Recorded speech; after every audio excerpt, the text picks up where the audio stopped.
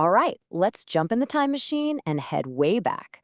We're going to 1989 to dig into the origin story of a piece of software that, honestly, shaped a huge part of our modern world. Today, we're talking about the birth of Microsoft SQL Server. To really get this, you have to picture what the world was like back then. Seriously. The public internet? Nope, not a thing yet. Windows 3.0 was still a year away. Most big business stuff happened on these giant mainframe computers or just, standalone PCs.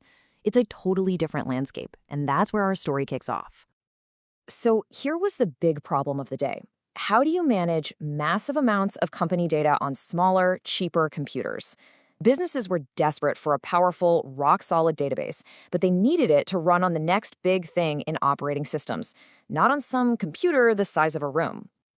And here is the first twist that gets a lot of people. The target for this revolutionary new database wasn't Windows. Not at all. It was OS/2, this super advanced multitasking operating system that Microsoft was actually building with IBM. That was supposed to be the future. Now, Microsoft knew they couldn't pull this off by themselves.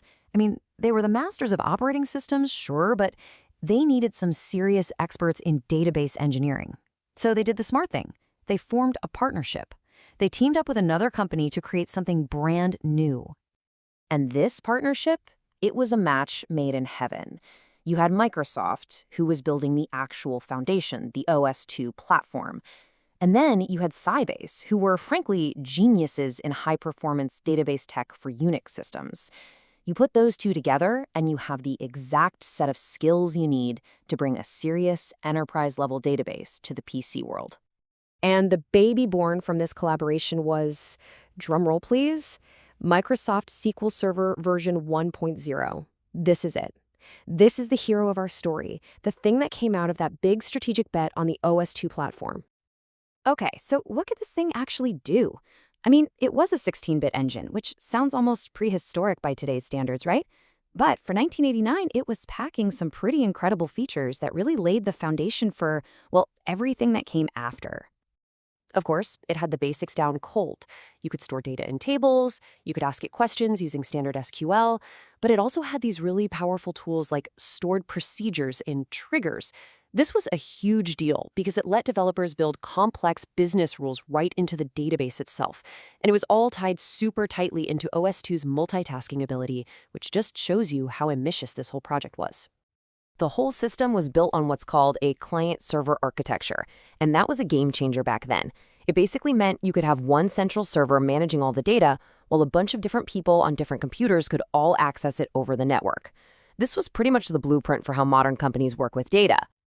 But hey, let's be real. This was version 1.0. It was a first draft, and it was a long, long way from perfect. It had some pretty major limitations that are kind of key to understanding just how much this thing had to evolve over the years. It was really a story of give and take. On the one hand, you had the incredible power of a real relational client-server database. Amazing! But on the other hand, oh man, the problems were significant. For starters, and this is the ironic part, it didn't support Microsoft's own up-and-coming Windows platform. And forget about nice, easy-to-use graphical tools. Everything was command line. On top of that, it really couldn't handle that much data or that many users. And that brings us to maybe the single best way to describe this product's place in history. It wasn't flashy, it wasn't fast, but it was foundational. That's the key word right there, foundational. Because its real importance wasn't just about what it could do in 1989. It was about what it represented. This was the first crucial step on a very, very long road for Microsoft. It was a pivot into a whole new world. With SQL Server 1.0, Microsoft was basically planting a flag in the ground. They were signaling to the world and to huge competitors like Oracle and IBM that they were serious about getting into the high-stakes game of enterprise data. This wasn't just another product launch. This was a bet on the entire future of the company. And what a journey that turned out to be. I mean, from these super humble beginnings on OS/2 back in '89, the product would eventually get a total rewrite for Windows NT. And that set it on the path to becoming the global data powerhouse that it is today. But it all started right here. Which kind of leaves us with a really fascinating question to think about. This was a risky move into a market they knew nothing about. So you have to wonder, How different would the entire world of technology and data look today if Microsoft had decided not to take that first foundational step way back in 1989?